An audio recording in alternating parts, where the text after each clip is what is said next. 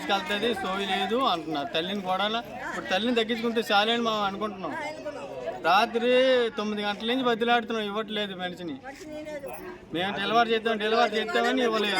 ఇంతవరకు కనీసం 12:30 కూడా డాక్టర్ అమ్మ వెళ్ళిపోయేప్పుడు డాక్టర్ అమ్మ మేము మచాలు తీసిపోయి ఆపరేషన్ చేయించుకుంటాం అన్నా కానీ ఇవ్వలేదు. నేను గంటలోకి వస్తాను, నన్ను రాబోటికి డెలివరీ అయిపోద్దని చెప్పింది.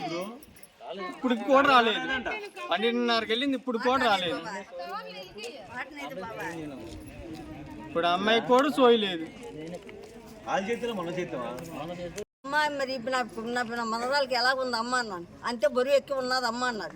అయితే మరి ఎలాగ అమ్మ కాన్పితే చేతేలా చేయాలంటే అమ్మ మాకు తెలియదు అమ్మ, నన్ను డ్యూటీ దిగెత్తాను, డాక్టర్ అమ్మ మొత్తం సంత కొడతా తీసిపోండి అన్నారు.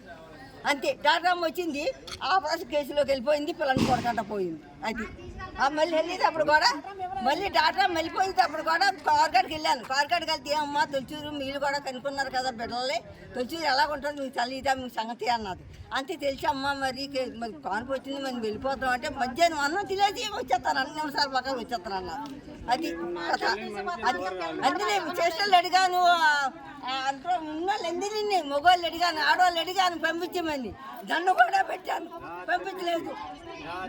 మా వాయి కాన్పు చేస్తామన్నా, మా వాయి కాన్పు చేస్తాం నీకెందుకమ్మా, ఏమమ్మా కాన్పు చేసే వాళ్ళు మావా మీలా అని అడిగాను.